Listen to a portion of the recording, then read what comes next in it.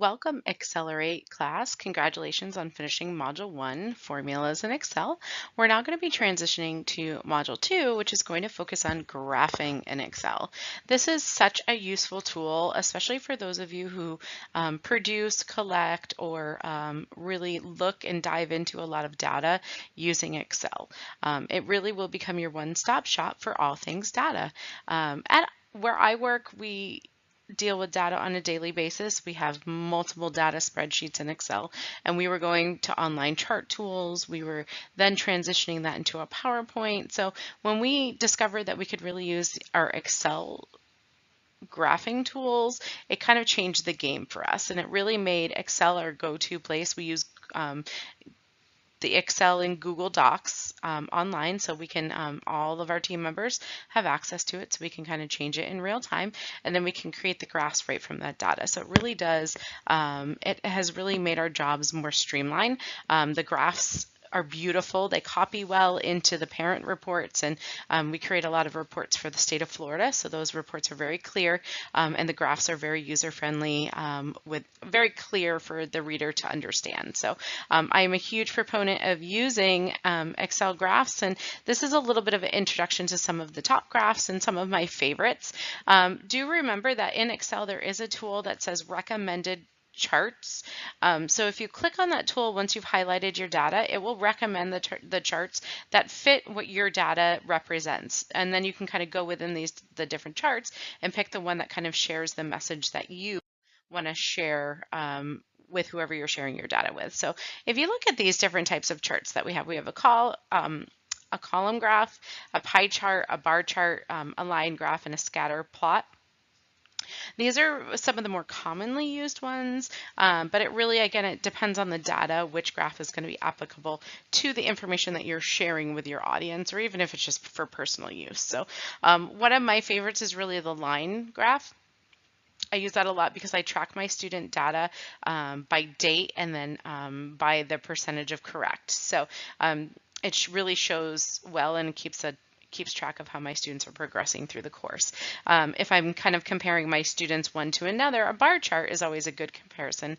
And then for attendance, I like to use a pie chart. Sometimes in a virtual setting, we really have big gaps and big differences in students and their attendance. So a pie chart is a great representation of that, so that sometimes the students and parents get a little bit of an eye of an awakening when they see that information so clearly laid out for them in a pie chart. So when to use a column or a bar chart. So you'll see a couple of examples here. We have student hair color. The number of students you'll see runs along the side axis. 0 to 15 is the numbers that we have here. And then across the bottom, we have brown, black, blonde, or red hair. Those are the ones that are in this particular study. And you can kind of see that it's very clearly laid out which students have brown hair, black hair, blonde hair, and red hair. This is a very, very clear 3D bar chart. The measured pH of liquids, again, you're really visualizing the percentage or number of something in different items. I think that's important when you're talking about a bar chart. The items that you're comparing are going to be different. So we have different colors hair, different types of liquids, and then the last one you have different dates. So the bar chart really does show that very well when you're really comparing things that are different, maybe with the same quantities or the same number, but the actual comparison is different. A pie chart. I mentioned pie chart before when we talk about student attendance. Hair color. You can use it for hair color. It really shows that there's a huge amount of students at this school that have brown hair, and it gives you a really clear visual of the different types of hair. So really, if you're making a comparison of things that are tangible, I think this is a great chart to use. A line chart, again, I mentioned this earlier as well, that when I'm tracking progression, I feel like a line chart is really good. We're seeing sort of, this is a date 1950 to 2000. So we're looking at trends in this particular one and how the US population has grown. And you're looking at the trend from the 1950s up to the 2000s, very clearly defined in a line chart. That's one of my favorites. A scatter chart, a little bit different because the information changes. So we have hours of the day, we have inches, and then you can kind of see how it changes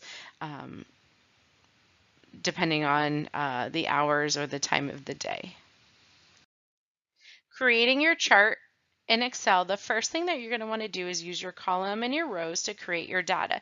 So you can see here when they were creating the data for the different color hair in a school, they used A and B columns and then rows 1 through 5. That's the first thing they do. Then they highlighted it and they went to insert. If you have a newer version of Excel, when you click on insert, you'll see the, it looks like this, the chart icons. There'll be recommended charts and then there'll be different types of charts that you can click on. As I mentioned before, one of my favorite things really to do is click on that recommended chart link and it gives you some really great suggestions. I think that's a really big time saver. Creating your chart, again, you're going to want to select the chart that works best for your data. And the good thing about Excel is that you can click on the chart, and if it doesn't fit what you're looking for, or if it just doesn't show the data you were hoping, you can just delete the chart and start a new one.